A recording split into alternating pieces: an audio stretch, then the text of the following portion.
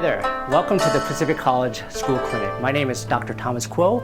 I am a supervisor here as well as the chair of the Herbal department. Now you've had your acupuncture treatment, you're probably feeling nice and relaxed, feeling pretty good, and your intern or your supervisor has given you some herbs to take. And looks like sticks, fruits, what else do we have here? Some roots, ginger, and how are we supposed to take this, right? So we're going to walk you through the herbal preparation step by step so that we can go from here to what you're going to take as your medicine. Check with your intern, check with your supervisor, ask what kind of formula do I have and how long should I actually decoct this formula. Otherwise, if no instructions are given, follow this sheet and the step-by-step way that we give you here.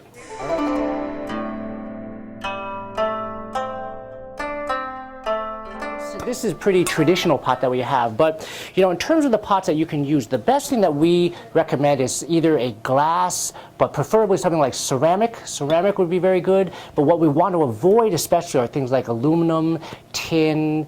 Stainless steel is okay, but of course we'd rather not. Any of these kind of metal type of containers, the reason why we suggest against them is that when you boil liquids inside them, a lot of times some of those metals can leach into the decoction, and of course we know some of the health issues that, like for example, taking aluminum can cause. So we want to avoid those. So the best thing is like ceramic or even glass, but I guess stainless steel, if worse comes to worse, will suffice. All right, so the first thing we're going to do, we're going to take the herbs that we have in here. If you haven't gotten any special preparations about any of the particular herbs, well, we're just going to pour them all into the pot together. In general, what we're going to give is we're going to say about 4 cups of water. We're going to put 4 cups of water, and in the case that you forget, we would say like about an inch above the herbs. So, and we're going to let it soak. We're going to let it soak for about 30 minutes. So we put the container, put the lid on. You want to make sure that no matter what kind of, whether it be glass, whether it be ceramic, or even stainless steel, that we want to make sure that the lid is nice and tight. All right.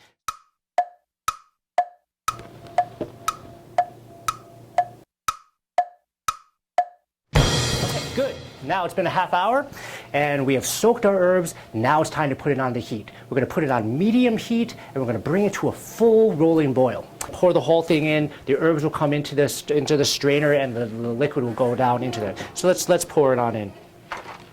When you have this and the herbs are in the strainer, what we want to do is now this decoction isn't exactly really porous, but we want to press in there just to make sure we get all the liquid out.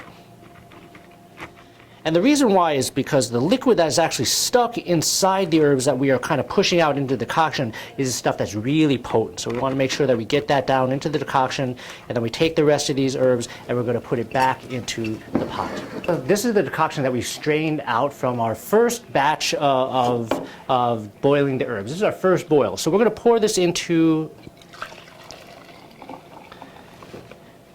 So we're going to pour it into our container and we're going to hold on to this, and this is going to be the herbs that we're going to take, but we're going to actually boil the herbs a second time and then add to the herbs that we are going to use as our medicinal. This time we're going to put a little bit less. So generally we say about 2 cups or at the level of the herbs, depending again on the amount of herbs that you have in your decoction. Now for this one it'll be slightly higher because this is a small decoction, but generally about 2 cups. Put the lid back on. And then we're going to put it back on the burner to burn again at medium heat, again trying to come to a full boil. So now we've been boiling for about 15 minutes. We have our decoction has gone from about 2 cups of water down to 1 cup. We're going to once again strain it in the strainer like we did before. So once again, pouring the herbs from the container out into the strainer so that we can press against them and get the residual liquid that's stuck in the herbs. Once we're done, we have our liquid. We're going to pour it in with the other decoction that we had.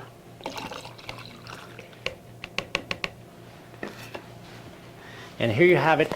This is what you're going to be able to take. Now we're going to probably split this. Likely what they'll have you do, either they'll have you take half of this morning and night, or they might have you take it 3 times a day. You'll have to ask your intern or your supervisor how they want you to split it up, but you won't have to chug this whole thing. luckily. You'll have to probably chug about half. The best way to have it is probably at a lukewarm temperature. Some people will store it in the refrigerator. That's okay. And then you could take it out a little bit early, allow it to cool down or warm up depending on whether it's in the fridge or not. And you want to make sure about room temperature is about a good way to drink it. And again, probably twice a day, maybe 3 times a day, depending on what formula it is. So how long does this process take? Well, it depends. If we're talking about with the soaking of the herbs for about a half an hour, then about an hour and a half. So the actual cooking process takes about 45 minutes to an hour, we'd say. Herbs can come in many different forms. Now, the most potent and strong and best form that we have are what we call the raw herbs or bulk herbs. Now, we also have things called tinctures. Tinctures are basically suspensions in alcohol, or sometimes even for children, we have them in a glycerin base that are a little bit sweeter. And of course, it's liquid and they're taken with like droppers. And of course, if you receive these, your intern or supervisor will tell you exactly how many dropperfuls you take at what interval per day. We also have things we call granules. Now, granules are, as you can see here, they're basically powders. And so a lot of times we'll have special instructions depending on what your formula is trying to do. So again, check with your intern, check with your supervisor, ask what kind of formula do I have and how long should I actually decoct this formula. Otherwise, if no instructions are given, follow this sheet and the step-by-step way that we give you here.